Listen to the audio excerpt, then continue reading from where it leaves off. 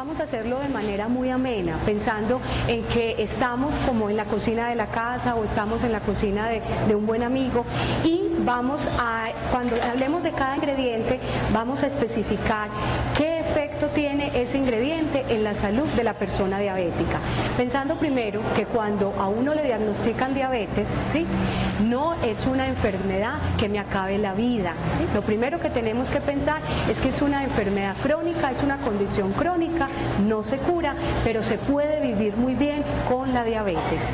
Cuando yo tengo ese diagnóstico, tengo que pensar que no solamente es mi decisión o mi responsabilidad, sino que también mi grupo familiar me debe acompañar en la selección e incluso en la preparación de los alimentos que yo voy a consumir. Entonces, saber que cuando se tiene una persona diabética en la casa, su comida no tiene que prepararse aparte. La misma receta que hoy vamos a comer es una receta que bien la puede utilizar toda la familia, incluyendo personas que sean jóvenes, porque el hecho de que el producto lleve endulzante dietético no significa que tenga que ser ajeno al resto de la población que nos puede acompañar en la casa, ¿sí? De hecho, pues como esto va a ser una conversación, si tienen inquietudes, dudas durante el proceso, vamos a hacerlas. Para eso pues hay también un micrófono, entonces si nos surge alguna duda o inquietud, podemos utilizar esta vía, alzamos la manito y hacemos entonces la discusión frente a todas las inquietudes que ustedes puedan tener. Para el día de hoy vamos a preparar un postre llamado natilla. Generalmente en la cabecita tenemos la natilla antioqueña, donde pues siempre tendrá pues su panela, tiene su leche, su fécula de maíz o maicena, algunos la hacen incluso con azúcar, otros emplean de pronto incluso el arequipe. Esta natilla que vamos a preparar es una natilla de bajo costo y además de bajo costo, fácil de utilizar como un reemplazo de un lácteo dentro de la dieta del paciente diabético. En el caso de los lácteos, el paciente diabético solamente va a tener la leche, generalmente su porción se mide por 200 centímetros cúbicos, eso es decir, más o menos como un vaso coca-colero, ¿sí?, o podríamos decir un pocillo chocolatero. Ese es el grupo dentro de los cuales también podríamos contar con el yogur, con el kumis en igual cantidad, o sea, los mismos 200 centímetros cúbicos van a ser equivalentes a ese vaso de leche. Que si mi leche es deslactosada, que si mi leche es baja en grasa, que si es una leche entera, todas las leches, absolutamente todas las leches se cuentan como lácteos, a su vez se cuentan como fuentes de proteína y fuentes de carbohidratos, que a veces eso lo olvidamos, ¿cierto? Pensamos que entonces los carbohidratos o los azúcares o los dulces son simplemente aquellos que por tradición son el bocadillo, el arequipe, la chocolatina, pero dentro de la dieta de la persona diabética los grupos de carbohidratos están conformados por los lácteos líquidos, por las harinas, almidones, sean integrales o no integrales, y también por las frutas y los dulces y azúcares. Lo que pasa es que cada uno de esos grupos interviene de una manera diferente. Entonces, en esta natilla vamos a emplear, aparte de la leche como base, como ingrediente básico, ¿sí?, vamos a emplear la harina de maíz o fécula de maíz, y también vamos a emplear el edulcorante, ralladura de limón y las yemas del huevo. Voy entonces rápidamente a informarles cuáles son las cantidades. En el plegable que ustedes recibieron tienen la receta, los ingredientes y la preparación o metodología o desarrollo de la receta. Entonces contamos con 30 gramos de harina de maíz o fécula, como les digo, es la maicena, lógicamente la que no tiene sabor, ¿cierto? No es maicena lista instantánea, sino la fécula de maíz tradicional. Tenemos la canela molida, que será ya para emplatar o para presentar el plato y decorarla. Las 3 yemas de huevo, edulcorante, la opción no la dan para edulcorante líquido, pero podemos también utilizar el edulcorante en polvo perfectamente, que ya enseguida hablamos de cómo hacemos la conversión cuando tenemos recetas para personas diabéticas. Y tenemos medio litro de leche desnatada o descremada y la ralladura de la corteza de un limón. Esos serían los ingredientes básicos. Voy a hablarles rápidamente de cada uno de estos ingredientes y su efecto en la dieta del paciente diabético, ¿sí? Voy a comenzar con las yemas de huevo, ¿sí? Cuando entonces uno recibe el diagnóstico que es diabético, piensa que el huevo está totalmente vetado dentro de su alimentación. Eso realmente es un mito. El huevo dentro de la alimentación de la persona diabética es una fuente proteica, al igual como también puedo tener la cuajada o podría incluso tener el jamón o podría tener el queso. De hecho también el mismo vaso de leche, como les decía, fuente proteica, o el vaso de yogur, todos ellos son alimentos proteicos. La yema del huevo, si bien es rica en colesterol, no es un colesterol que el cuerpo asimile como colesterol malo. Entonces, ¿qué quiere decir? Que yo como persona diabética puedo ingerir tranquilamente 3 veces a la semana un huevo completo, con toda su yema y su clara. La yema, además de darnos ese colesterol que no afecta la salud, también nos ofrece omega 3, esa grasa que está tan de moda que a veces no sabemos ni para qué sirve. El omega 3 es una grasa esencial que el cuerpo no produce, pero que necesitamos, ¿para qué? Para desarrollar no solamente protección en nuestro sistema nervioso, en nuestra retina, sino también para desplazar la grasa mala. El huevo es bajo en calorías, entonces sí podemos consumir el huevo sin temor. La situación es cuando yo ese huevo lo frito en abundante aceite, o es un aceite que está reutilizado, o aparte de comer huevo, entonces yo también utilizo queso y jamón, o utilizo queso y le pongo tocineta. Son esos otros ingredientes lo que hacen que ese huevo esté tomando un valor calórico mayor, pero más por la presentación o la receta en la que lo esté utilizando. Entonces, quedamos en que podemos utilizarlo tranquilamente 3 veces a la semana, ¿sí? ¿Qué se observa con la fécula de maíz? Que puede ayudar a reducir los niveles de glicemia o los niveles de azúcar sanguíneo cuando se utiliza adecuadamente. ¿Y qué es adecuadamente? Que yo podría tranquilamente utilizar 1 o 2 cucharaditas de las postreras sobre esa leche o sobre un juguito para hacer una merienda, y ayudaría para que mi glicemia tuviera un comportamiento muy plano o una respuesta muy plana. Es decir, es un alimento de bajo índice glicémico, por lo tanto la velocidad o la respuesta que tiene el cuerpo frente al consumo de la fécula de maíz es distinto al comportamiento que tiene el cuerpo cuando utilizamos la harina de trigo, y más si la harina de trigo es refinada. Entonces, ¿qué quiere decir? Que si yo consumo productos a base de harina de trigo refinado o harina blanca, voy a tener más elevación de la glicemia que si consumo productos que son hechos a base de fécula de maíz.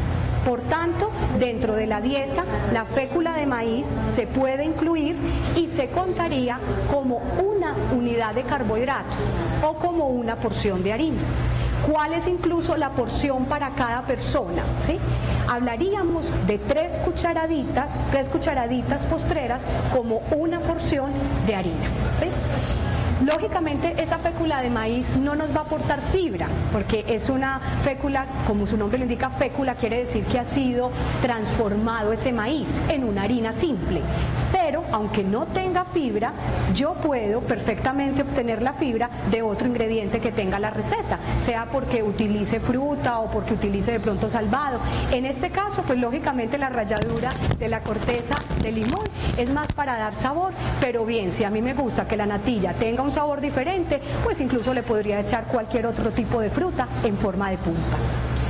Luego tenemos por acá la leche desnatada. Entonces, como les decía al principio, es la base o el ingrediente estrella dentro de esta preparación. La leche desnatada tiene el calcio incluso en mayor cantidad que la leche entera.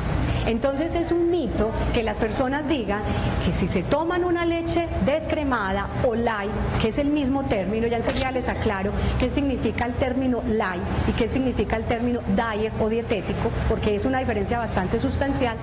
Esta leche descremada tiene el calcio y la proteína intacta, tal cual como si fuera una leche entera. ¿Qué beneficios voy a tener? Voy a tener el beneficio de que no tiene la grasa que tiene la leche entera. Entonces, mientras que un vaso, como les decía ahora, de 200 centímetros cúbicos de leche entera te está aportando alrededor de 6 gramos de grasa, esta leche no llega ni a 0,5 gramos de grasa por porción. El calcio en la leche entera es aproximadamente de 200 miligramos. En esta leche descremada llega hasta 220 miligramos por porción. Y la proteína se mantiene intacta. Son 6 gramos de proteína por vaso que me esté consumiendo. Aun si la leche fuera en polvo, que también la podríamos utilizar en polvo, y descremada, también tendríamos ese mismo aporte, ¿cierto? ¿Cuál sería la porción si fuera leche en polvo? Cada vaso es equivalente a 3 cucharadas soperas. Entonces yo bien puedo utilizar las 3 cucharadas soperas de leche evaporada, light o 0% grasa, y estaría reemplazando el vaso de leche líquida. La pregunta también surge, bueno, ¿y la deslactosada? La deslactosada es una leche alternativa, se llama alimento funcional, que se utiliza en el caso de que el paciente, además de que pueda tener su patología como la diabetes mellitus, pueda tener alguna intolerancia digestiva, un síndrome de intestino irritable, diarrea a repetición, quizá un estreñimiento severo. Entonces, cuando yo tengo un alimento que me dice que es deslactosado, quizá pueda seguir teniendo grasa, ¿sí? Lo que hace el fabricante es que toma la lactosa de la leche y la desdobla, la parte en 2 azúcares, por eso sabe más dulce, porque me deja la glucosa intacta, ¿sí? Y por otra parte hay otro carbohidrato que se llama la galactosa, en el cual pues yo voy a sentir ese sabor muy dulce, pero eso no significa que tenga azúcar, porque también llegan a pensar que la leche deslactosada le añaden azúcar, ¿no? Simplemente que por esa situación en la cual se desdobla el azúcar, la lactosa, entonces voy a tener ese sabor. De igual manera, los sistemas de ultrapasteurización, el famoso sistema UHT, que es lo que da la larga vida a muchas leches líquidas o a muchas leches que incluso vienen en bolsa de color brillante, es un sistema que también le genera un ligero sabor dulce, pero no significa que me estén aportando más azúcar, que me aportan de todas formas la misma cantidad de carbohidratos que aportaría una leche entera, ¿sí? Entonces, cuando pensemos en leche descremada, pensamos en que estamos cuidando el corazón, porque no tendríamos la grasa saturada y no tendríamos aporte de colesterol. Y cuando pensemos en leche deslactosada, nos vamos a fijar en el rótulo del alimento, o sea, en la información o calificación que tiene el alimento, y vamos a mirar si es una leche deslactosada que puede existir entera, hay deslactosada semidescremada y hay deslactosada descremada, ¿sí? Entonces, por eso habría que mirar mucho la etiqueta. Miren, esa es otra de las partes fundamentales cuando uno educa a un paciente diabético, y es aprender a interpretar las etiquetas. No solamente el paciente, también su familia, y de hecho todos deberíamos leer la etiqueta. La etiqueta es una declaración totalmente legal, es decir, cuando el paciente le dice a uno, eso sí será dietético, eso no sabe como más dulce, el término que sea dulce o que tenga un sabor más acentuado lo da el edulcorante, que ya vamos a pasar a hablar de él, y ese edulcorante no tiene ningún aporte calórico siempre y cuando sea un edulcorante sintético o libre de calorías. Entonces, hablemos de los edulcorantes. Para esta receta ustedes van a encontrar que dice al gusto, o sea, utilice el edulcorante que quiera. Cuando pensemos en que una receta, que es receta tradicional, la queremos convertir en dietética, ¿sí? Generalmente el edulcorante se trabaja por la mitad de la cantidad de azúcar que traiga originalmente la receta. Entonces existen varios tipos de edulcorantes.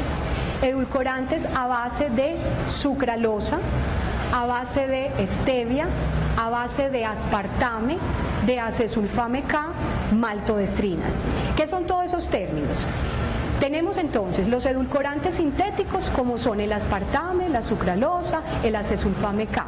Sintéticos es porque se producen en un laboratorio, pero ellos, muchos de ellos, hablemos por ejemplo del aspartame, utilizan 2 aminoácidos o 2 proteínas básicas para poder desarrollarse ese edulcorante. Entonces quiere decir que cuando yo consumo un alimento que tenga aspartame, estoy consumiendo de alguna manera parte de esas proteínas o de esos aminoácidos, ¿sí? Igual como me ofrece proteína a la leche, me ofrece proteína a la carne, o quizá también de pronto un trozo de queso, ese edulcorante es una proteína que el cuerpo va a asimilar como tal, como proteína. Que genera cáncer, que da de pronto esclerosis múltiple, ¿sí? Eso es un mito. Les cuento que el aspartame es el edulcorante más estudiado en la historia. Tiene más de 100 estudios a cuesta. Incluso, que aunque no debería decirlo, hechos en humanos, ¿sí? No solamente son in vitro, no solamente son hechos en un laboratorio, sino que también los tenemos disponibles en seres humanos. La toxicidad o la cantidad de edulcorante que yo necesitaría para llegar a la dosis máxima, ni siquiera a la dosis tóxica, se dice que tendría que tomar el paciente una gaseosa dietética cada 8 minutos durante 24 horas para llegar a la dosis máxima, ni siquiera a la dosis tóxica, ¿sí? Pues eso es imposible. ¿Quién se va a tomar alrededor como de unas 700 latas, ¿sí?, de gaseosa dietética para colmar toda la dosis que se necesitaría de aspartame? Entonces, realmente es un mito, ¿sí? Lo que pasa es que se ha tejido mucha especulación porque en realidad los azúcares naturales, como son la panela, el azúcar blanco, han sido desplazados, ¿sí? Entonces, cuando me preguntas qué tiene aspartame y les doy nombres, ustedes encuentran el sabro, que fue de los primeros que nos llegó, ¿sí? Encuentran también el menocal, encuentran el ladier, encuentran el dulcil, y todos ellos tienen precisamente aspartame. El otro que está hoy muy posicionado en la industria de alimentos se llama la sucralosa. Sucralosa. La sucralosa es otro edulcorante que endulza 600 veces más que el azúcar tradicional. Ahora entienden por qué da ese sabor tan acentuado. Devolviéndome un poco, el aspartame endulza 300 veces más que el azúcar convencional. La sucralosa 600 veces más, y hay otros recientemente descubiertos como el neotame que endulza 9000 veces más que el azúcar. O sea, eso sí sería impasable, digámoslo así. Ese no se consigue, se utiliza más a nivel industrial y es muy costoso, se llama neotame, ¿sí? Nosotros tenemos comercialmente es aspartame, sucralosa y acesulfame K. Si ustedes también observan en el sobrecito del edulcorante, van a ver que el aspartame nunca está solo, que la sucralosa nunca está sola. Siempre se le adiciona otro endulzante tipo maltodestrina, lactosa, destrina, glucosa incluso. Cuando yo utilizo aspartame en preparaciones horneadas o en preparaciones de mucho calor, generalmente deja un sabor metálico o un sabor residual. Por ende, hay que mezclarle otro tipo de endulzante para que sea un sabor más agradable, ¿sí? La sucralosa no presenta eso. Por eso es que hoy muchos fabricantes y muchas pastelerías, que ustedes saben que en la ciudad existen ya muchas pastelerías para pacientes diabéticos, como por ejemplo el caso de Sin Azúcar, que incluso hoy nos acompaña, al final nos van a dar una degustación también de una receta de ellos muy famoso que es la torta para personas diabéticas. Entonces hay pastelerías que de manera o industrial o artesanal ya utilizan hoy la sucralosa, y no es que hayan desplazado el aspartame porque el aspartame sea cancerígeno, sino porque la sucralosa es más estable cuando van a hornear. De igual manera, si la preparación fuera en frío, fuera helada, digámoslo así, el aspartame mantiene su estabilidad, la sucralosa también, pero el sabor es más placentero cuando es la sucralosa. La sucralosa no se absorbe, tiene esa ventaja, o sea que no llega al torrente sanguíneo. Entonces, si no se absorbe, a mí me sabe dulce en la boca, pero cuando llega al intestino, el cuerpo la elimina en forma pues, de orina o cualquier otra excreción. El otro endulzante que les decía es el acesulfame K, pero ese no lo consiguen así solito, generalmente está en combinación, es uno de los más costosos, lo emplea más la industria de alimentos y es un endulzante endulzante que está hecho a base de sales de potasio. Endulza 200 veces más que el azúcar, ¿sí? Ya tenemos entonces al otro lado los endulzantes que dan calorías. ¿Cuáles son los endulzantes que dan calorías? La panela, el azúcar blanca o morena, y tenemos también la natural, es la stevia, lo que pasa es que no aporta calorías, la fructuosa y la miel, ¿sí? Muchos errores se cometen pensando en que la fructuosa, por ser un azúcar natural, no, al paciente no le hace daño. Ojo, la fructuosa no es el endulzante para que el paciente diabético endulce. ¿Por qué? Porque aunque no depende de la insulina para transformarse o metabolizarse, sí sigue una ruta que finalmente termina ¿en qué? En glucosa. Entonces finalmente me va a llegar como un azúcar al cuerpo. Por tanto, una persona diabética no debe endulzar con fructuosa, ni tampoco debería utilizar muy a menudo recetas a base de fructuosa. La fructuosa es el azúcar de la fruta. Usted dirá, ¿entonces no puedo comer frutas? No, claro que sí. Lo que pasa es que la fructuosa que vas a tener en la fruta es un azúcar que además está acompañado de fibras. Y esas fibras retrasan la absorción del azúcar. Por ende, la fruta lo que hace es que me baja el azúcar. ¿Sí? Cuando yo consumo una fruta, lo que voy a tener en esa fruta es entonces fibra, fructuosa, glucosa y de pronto algunos otros pequeños azúcares. Pero eso no significa que yo me pueda extralimitar en frutas, que porque las frutas son muy saludables y porque supuestamente tengan fibra. La recomendación para el paciente diabético respecto al total de frutas al día es más o menos de 3 porciones. Y que ojalá esas frutas no estén maduradas, ¿sí? Que no estén maduradas, porque cuando la fruta se madura, la fibra se convierte en agua más azúcar, ¿sí? Por tanto, no debo dejarlas madurar. Pero que un diabético puede comer banano, lo puede comer. Que puede comer uvas, también. Que puede comer mango, igual, ¿sí? Todas las frutas las puede consumir.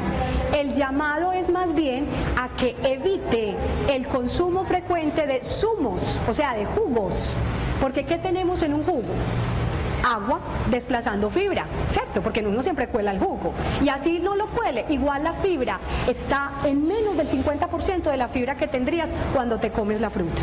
Entonces la campaña es que la persona diabética consuma sus 3 porciones de fruta al día de todos los colores. Hablemos de comer como el arco iris, verde, amarillo, naranjado, rojo, y que esa fruta la pueda comer entera. Ojalá con todo y cáscara, si puede comer la cáscara. Si tiene lógicamente problemas de divertículos o problemas intestinales, pues le va a retirar la cáscara para que no tenga más afección intestinal. Pero si se la puede comer con cáscara, bienvenida, ¿cierto? Entonces, ¿cuál es el tamaño de la porción de la fruta? Diríamos que es como el puño de la mano cerradita. Esa sería más o menos la cantidad que podríamos mirar de frutas. Por ejemplo, si voy a comer uvas, 10, 12. Si voy a comer fresa, 10, 12 unidades. Si voy a comer una manzana, una manzanita mediana, y puede ser roja, puede ser verde, puede ser amarilla. Si voy a comer fruta picada, entonces voy a picar para vertir en un vasito mediano o en un pocillo chocolatero. Y esa ya es una porción de fruta. Ojo con el jugo de naranja. El jugo de naranja sube el azúcar. De hecho, cuando uno tiene el azúcar bajito y está experimentando un estado de hipoglicemia, ¿sí? Y hay muchos síntomas, la forma más fácil de subirle el azúcar al paciente es a través de jugo de naranja, ¿sí? La mandarina sería también un zumo, ¿sí?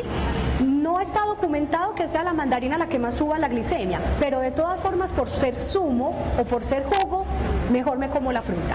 Si yo consumiera un zumo o un jugo, prácticamente diríamos que son de 3 a 4 oncitas, o sea que sería la mitad de un vaso mediano. Y eso se contaría como una porción de fruta, porque cuando ya me tomo el jugo, que ya exprimo 2, 3, 4 naranjas, cada naranja contó como una fruta. Entonces, ¿qué pasó? Se te subieron los azúcares, ¿cierto? Entonces sí es importante que tengamos en cuenta que no debemos abusar de esos jugos o de esos zumos. Mucho menos vamos a pensar que los jugos que nos vamos a tomar son juguitos de cajita, ¿sí? Ahora, ¿pueden ser light? Sí, los jugos light no reemplazan la fruta, pero son aguas con sabor. De igual manera como cuando uso el Dasani, cuando uso el H2O, de la misma manera. Yo puedo decir que esas bebidas en caja o en botella se contarían como agua con sabor dentro de la dieta. ¿Saben dulce? Sí, saben dulce. La Coca-Cola cero, la manzana light, lo contaríamos como una porción de líquido dentro de la dieta, pero jamás vas a contar que fuera una porción de azúcar.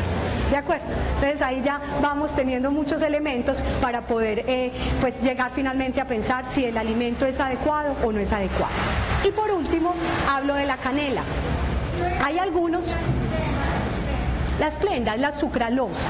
La Splenda es la sucralosa, o sea que las marcas registradas en el mercado son la Splenda, que fue la primera marca que tuvimos, es importada, pero en el país se produce sucralosa. Nosotros tenemos Menocal sucralosa, Ladies sucralosa, Sucaril sucralosa. ¿Cómo lo reconocemos? Reconózcanlo por el color.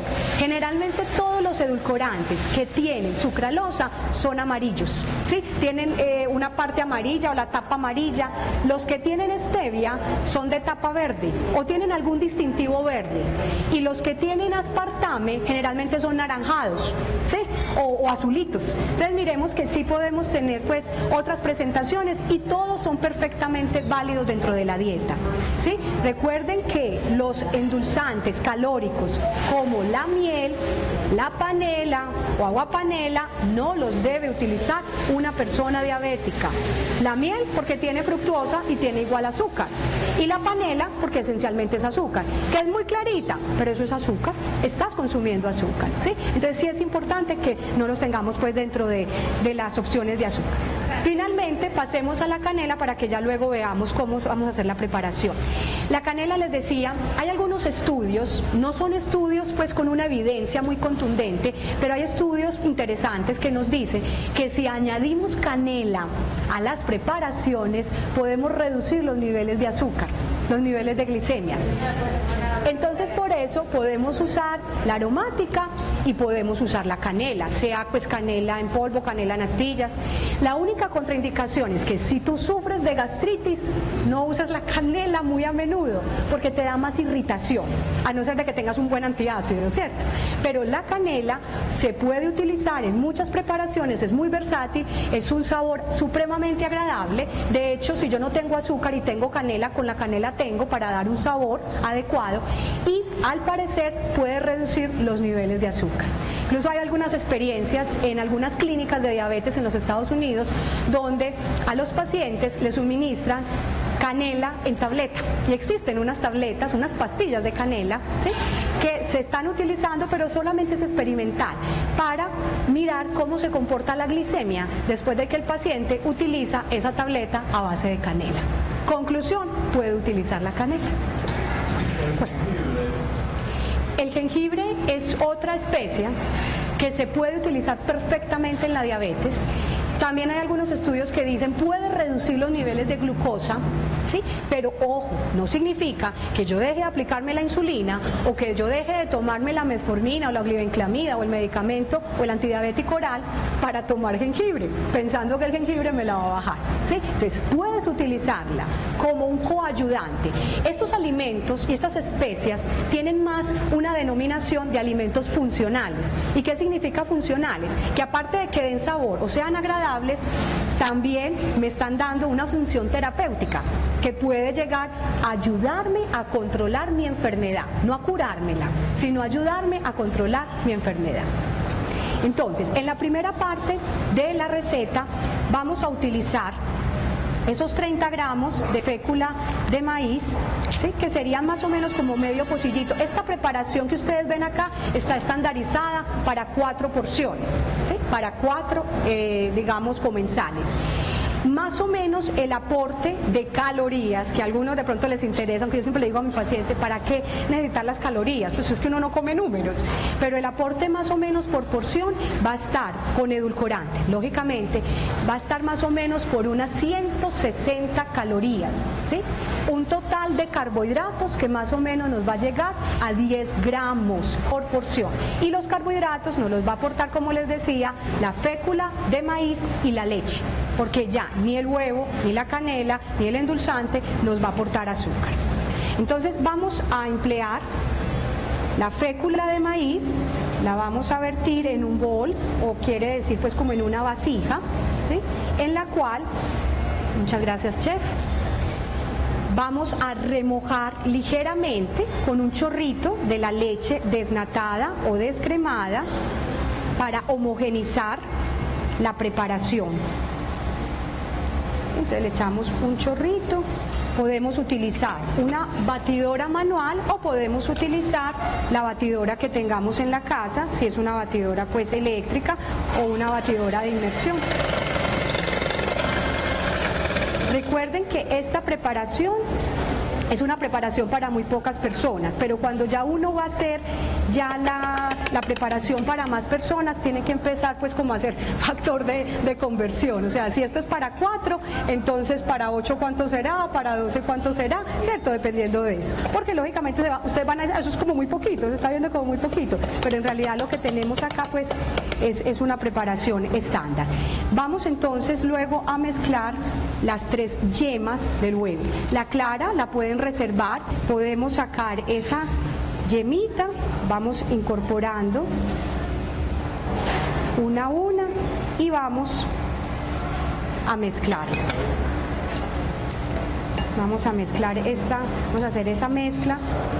Saben que la fécula de maíz, a diferencia de la harina, se incorpora de una manera distinta, ¿cierto? Vamos a colocar esto acá. Entonces que tiende a ser un poco más grumosa, un poco más densa, ¿sí? Entonces la idea pues es tratar en lo posible de que los grumitos sean los menos posibles para que quede homogénea y quede más agradable al gusto, ¿cierto? A nadie le gusta pues comer un producto que sea arenoso, ¿sí? Miren cómo va dando esa consistencia, ustedes pueden observar allí en la pantalla cómo va dando esa consistencia muy homogénea, ¿cierto? Bueno, luego tenemos entonces, ya por este lado, vamos a reservar esto acá un momento, tomamos una olla, ¿sí? Vamos a echar a vertir el resto de la leche. Acuérdense que es medio litro equivale a ¿cuánto? Si es que no, de pronto no tenemos para medir, 2 tazas, ¿sí? Medio litro son 2 tazas, 2 tazas. Esto es exactamente lo que sería una taza.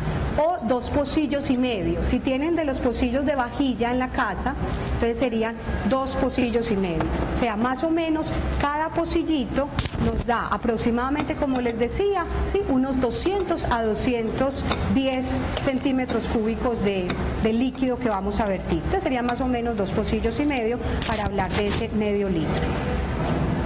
Entonces vamos a colocar acá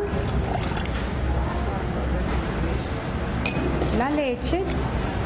Tenemos entonces la ralladura del limón, de la corteza del limón. Casi que pensar que la cocina es como un laboratorio, ¿sí? Tú a un laboratorio nunca entras, ni mucho menos pues con la ropa sucia, ni mucho menos comiendo, bueno, en fin, en ciertas condiciones cuando hablamos de un laboratorio clínico. Muy bien, entonces vamos a vertir luego el edulcorante. Ahí decía que al gusto. ¿Cómo hicimos acá? Entonces, se supone que esta es una receta para 4 personas, ¿sí? Entonces, a cada persona le correspondería un sobrecito, lo hicimos con un endulzante que se llama sucralosa, llamémoslo Splenda, ¿sí? Entonces, acá tenemos 4 sobrecitos. Más o menos cada sobrecito hace el equivalente, ¿sí? Cada sobrecito hace el equivalente a unas 2 cucharaditas postreras o a una cucharadita sopera, para que lo tengan en cuenta. Cada sobrecito es equivalente a 2 cucharaditas postreras o a una cucharadita sopera de azúcar convencional. Entonces vamos a echar el endulzante. Si es líquido es lo mismo, es la misma conversión, ¿sí? Haríamos la misma conversión. Vamos a echar acá, a vertir el edulcorante. El único cuidado con los edulcorantes sobre todo los que son en polvo, es que no tengan humedad, pues de que el recipiente en el que lo tengamos, ojalá dejarlo en su recipiente original, que esté lejos pues de la humedad, bien sellado, bien cerrado, para que no se pierda todas sus propiedades. Es lo único importante pues de tener en cuenta. Si dudas, lógicamente ellos tienen su fecha de vencimiento muy prolongada, pero si estás dudando de que el producto realmente te está generando pues como algún tipo de inconformidad o eso, y está muy empastado, reseco, mejor no lo utilices, ¿cierto? Pues es ideal que, bueno, lo vamos a colocar a un fuego lento y vamos a ir mezclando. Vamos a coger por acá, vamos a ir mezclando. La idea es que esto pues llegue como a un hervor, digámoslo así, ¿cierto? Para luego entonces ya utilizar la mezcla que hicimos ahora de la fécula de maíz con las yemas de huevo, ¿sí? Y ya poder mezclar los dos recipientes, ¿sí? ¿Tienen alguna inquietud o duda frente a esa receta? Un producto light es un producto reducido. El término reducido se asocia más con reducción de grasa, pero también puedes tener productos light que sean light porque les haya reducido o el colesterol o la sal, ¿sí? O incluso el azúcar. Puede que siga conteniendo azúcar, pero es un producto reducido, ¿sí? Entonces generalmente la reducción la hacen al 50% o más del valor normal. Por ejemplo, mencionemos marcas. Ustedes en el mercado encuentran galletas como las galletas Tosh Light, ¿sí? Encuentran Incauca Light, encuentran Coca-Cola Light, aunque ahí está mal puesto el nombre, porque light significaría que entonces le redujeron el azúcar pero sigue teniendo azúcar. Realmente el término objetivo en esa gaseosa sería dietético. El término dietético significa que le han sustituido, ¿sí? Una cosa es reducir y otra cosa es sustituir. Entonces, cuando a mí me sustituyen es porque me quitan el ingrediente, digamos azúcar o grasa, en este caso es más el azúcar, y lo sustituyen por otro ingrediente que tiene unas características semejantes en su sabor. Entonces le quitan azúcar y le ponen aspartame, le quitan azúcar y le colocan sucralosa, ¿sí? Entonces realmente el término dietético es sustitución y el término light, reducción. Entonces quiere decir que una persona diabética lo que debe utilizar realmente son productos que en su etiqueta o te digan dietético o diet o diet, pues si lo queremos decir así con la pronunciación pues perfecta del inglés, y no siempre los light, porque puede ser light con una reducción de azúcar, pero de todas formas sigue teniendo azúcar. O hay otro tipcito, si yo miro en la etiqueta nutricional, en la tabla de nutrición, que como les digo debemos empezar a mirar, un alimento sería permitido para una persona diabética, así no me dijera que es dietético, si tiene 5 gramos o menos de azúcar. Mira, lo que pasa es que cada embotelladora a nivel de su región, ¿cierto?, tiene pues unos estándares. Realmente el ingrediente en cuestión, cuando hablamos del producto específicamente como la Coca-Cola Cero, son los ciclamatos, el ácido ciclámico, ¿sí? Ningún otro ingrediente, el ácido ciclámico. Para Latinoamérica, o mejor dicho, para América, el ciclamato no es comercial y de hecho no se produce ni se comercializa para América. El ciclamato es utilizado en Europa. La Comunidad Económica Europea es el único endulzante que permite, o de los pocos endulzantes que permite en el comercio. Entonces estemos seguros de que la Coca-Cola que nos llega a nosotros tiene aspartame y acesulfame K. Eso es lo que tiene, ¿cierto? Pero no tiene. El Dasani también tiene la misma composición, tiene aspartame y acesulfame K, ¿sí? Entonces no tendría. No tienen el bromato, no tienen el bromato. Una gaseosa tiene, digamos, su apariencia gasificada, ¿por qué? Por el CO2 que le ponen, ¿sí?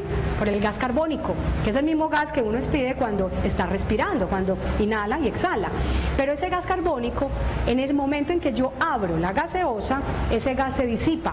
Entonces no es que yo consuma gas carbónico, no, yo consumo algo de, digamos, de esa presentación gaseosa, pero no es realmente el gas carbónico. Entonces no sería contraproducente. ¿Sí? Es importante pues que lo tengamos en cuenta. Ahora, no es que yo defienda la Coca-Cola, pues yo defiendo más un jugo, un vaso de leche antes que la Coca-Cola, pero de hecho la Coca-Cola incluso ha sido utilizada en muchos estudios contra otros líquidos y no es el monstruo que la gente piensa, que si tiene cafeína, tiene la misma cafeína o incluso menos de la que puede tener un pocillo de café instantáneo. Incluso el café filtrado, café de grano, tiene más cafeína que el mismo café instantáneo o que la misma Coca-Cola. Té helados nos están invadiendo y todo el mundo cree que porque son té verde, pues té verde no es que sea té verde puro, tiene saborizante a té, es muy saludable. Ojo, porque cada botella de Mr. T convencional son 2 cucharadas de azúcar, ¿sí? Entonces no significa que yo al tomar ese té helado esté cuidando la salud, me estoy llenando de azúcar. Si es el Light, entonces ya en el caso del Light no tendría azúcar, sino sucralosa. Se podría permitirle al paciente diabético que consuma ese Mr. T Light. Nestlé, Sun Tea, Lipton's envasados tienen azúcar. ¿Sí? El único que no tendría azúcar sería el Mr. T Light o el té La Parcela Light. Té La Parcela Light. No, eso es falso. Tienes cafeína. La cafeína es la que genera la adicción, ¿cierto? Pero no cocaína. ¿Usted te imaginas el valor que tendría la Coca-Cola? No, realmente eso es totalmente falso. Totalmente falso. La Coca-Cola cero es la misma receta tradicional, solo que el azúcar es convertido a aspartame y a acesulfame K. ¿Sí? Exactamente. Entonces lo que yo tengo cuando estoy consumiendo esa Coca-Cola es cafeína. O sea, es tal cual como si estuviera consumiendo un café instantáneo. Un banano completo, y hablemos del banano de Urabá, que es grande, que es de exportación, que parece un plátano, la porción sería media unidad. Si es el banano criollo, yo me puedo comer todo el banano criollito. Ya sabemos que no esté maduro, que esté pintoncito. Y el término pintón quiere decir pues que no esté lleno de, digamos, de pecas, ¿cierto? Es el... Ok. Listo, ok. Bueno, entonces por eso la idea es que pues si yo te comes un banano completo y es grande, ya son 2 harinas. Perdón, es una harina. Sí. 2, 3 veces. Una fruta como cualquier otra. ¿Sí? Una fruta como cualquier otra. Sí, podrías decir que quitas una harinita, ¿cierto? Quitas perfectamente una harina. Bueno, vamos entonces ahora a tomar. La idea es que esto hierva, ¿cierto? Que esté ya a punto de hervir. No sé si acá no me ayuda mucho, pues que tengo como corrientes de aire. Pero entonces la idea es que esto hierva y ya yo lo voy a incorporar acá, ¿cierto? Lo voy a incorporar al bol donde tengo ya la harinita. Exactamente. Bueno, vamos a incorporarlo. De todas formas, yo tengo la preparación ya lista para que ustedes la observen, ¿sí? Cómo va a quedar, pero más o menos para que vean pues la metodología. Esto huele rico. Les cuento que el aroma que da esa ralladura de limón es exquisita. Es exquisita, exquisita. Entonces vuelvo y mezclo homogéneamente. Se supone ya hervido esto, ¿cierto? Recuerden que la leche desnatada no da espuma, entonces no estén esperando a que salga una nata ahí, que hay mucha gente que piensa que porque es la nata es la que voy a utilizar, ¿sí? Bueno. Y ya se supone que he hecho una buena homogenización de la mezcla y ya vuelvo al fuego para que ya lo que haga la mezcla es espesar. Así tal cual como se hace la natilla normal, la natilla de la abuela. ¿Sí? Que si quieren es con el mecedorcito o si quieren simplemente pues con una espátula. Listo. Entonces ya acá lo que hacemos es que espese, la ponemos a fuego lento, siempre, este es el truco de la natilla, nunca dejando de revolver, movimientos pues circulares, ¿sí? Y acá nuestro chef Diego nos trajo entonces el plato ya listo. ¿Cómo lo podemos servir? Podemos servirlo en un molde pequeño, los moldecitos pues que son de postre, de gelatina, 1 a 1, decoramos con la canela molida, ¿sí? Cernimos y podemos colocar una galletita que puede ser macarena o galletita touch de miel encima, ¿sí? Y cuando ya se haya enfriado, lo puedes meter incluso a la nevera. Entonces, ya de hecho, cuando sale la nevera, incluso va a poder dar tajada. Aunque la consistencia, y la van ahora a poder observar y degustar, es una consistencia más tipo pudín, ¿sí? Tipo pudín, porque en realidad el toque de la natilla, pues precisamente es un postre, y los postres tienen esa ventaja, ¿cierto? De que realmente son cremosos, son agradables al tacto, sí, entonces no necesariamente tiene que dar como tal pues una tajada, a no ser de que si le colocan la galleta, quizás por colocarle la galleta, ya la presentación sea una presentación más tipo postre. Miren entonces acá, ya tenemos esta rica receta donde vamos a contar esto como si fuera un lácteo de los lácteos que el médico, la nutricionista, me ha programado para el día. ¿Sí? ¿Les parece fácil? Supremamente fácil. ¿Sí?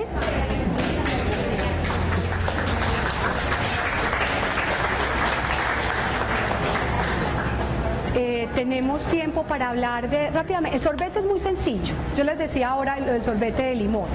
Como nos quedó la clara, ¿cierto? Exacto. Nos quedó la clara, entonces para hacer el sorbete, ¿qué necesitamos? Lo hacen en casa, muy sencillo, es refrescante, ¿sí? Lo que necesitamos es un vaso de leche desnatada, un zumo, el vaso del zumo de limón, ¿sí? Un vasito completo de zumo de limón, o sea que lo podríamos contar como fruta, ¿sí? Un vaso de leche desnatada, un vaso de zumo de limón, ¿sí? Y tendríamos la clara, una clara, y podríamos colocarle también la ralladura de limón si quieren para que le acentúe un poquito más el sabor. Entonces, lo que vamos a hacer en la preparación inicial es que esa leche junto con el zumo de limón y la ralladura la mezclamos y la llevamos a la nevera para que se vuelva heladita, ¿cierto? Queda espesita, pues no tampoco tan espesa, pues digamos, queda pues digamos como un coloide, queda un poquito suspendida, la llevamos a la nevera y la dejamos hasta que esté bien heladita. Entonces, ¿qué hacemos con la clara? Mezclamos la leche con el vaso del zumo de limón, ¿sí? Y la llevamos a la nevera. ¿Para qué? Para que se ponga heladita, ¿cierto?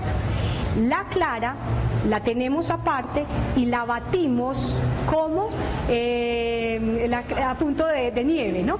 A punto de nieve, exactamente. Entonces vamos a colocar esa clarita, la batimos y la colocamos a punto de nieve.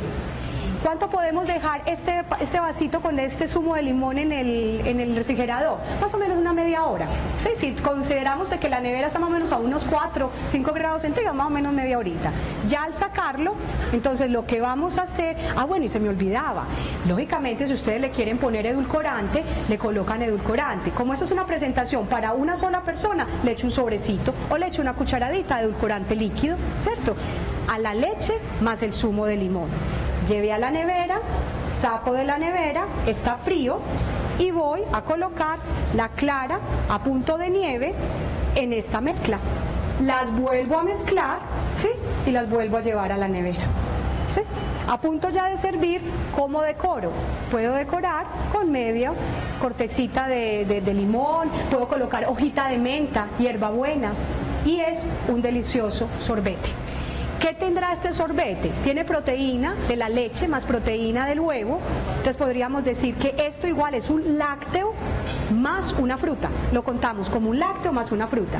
Si es energético, no se los niego, este producto me va a dar más de 200, son más o menos unas 200 calorías, pero porque ya estoy utilizando la leche más la fruta. ¿Listo? Bien, y un delicioso sorbete a su salud. Dime, una. Puedes colocar una hojita de menta, una hojita de hierbabuena, o si ya lo prefieres, pues simplemente el limón y queda delicioso, ¿sí? No, porque lo estás llevando a la nevera. ¿Y saben cuál es el truco de la nevera? Inactivar las enzimas desdobladoras, digámoslo así, si se vale decir, del zumo de limón. ¿Sí? Es por eso. Y al mezclarlo con la clara lo que hace es mantener esa consistencia para que no se cuaje. Por eso les decía, inmediatamente ustedes lo viertan, seguramente van a observar que hace como una especie como de, empieza como a engrumarse un poquito, pero en ese momento, por eso es que lo voy a llevar a la nevera. Ese es el truco. ¿De acuerdo? Muy bien.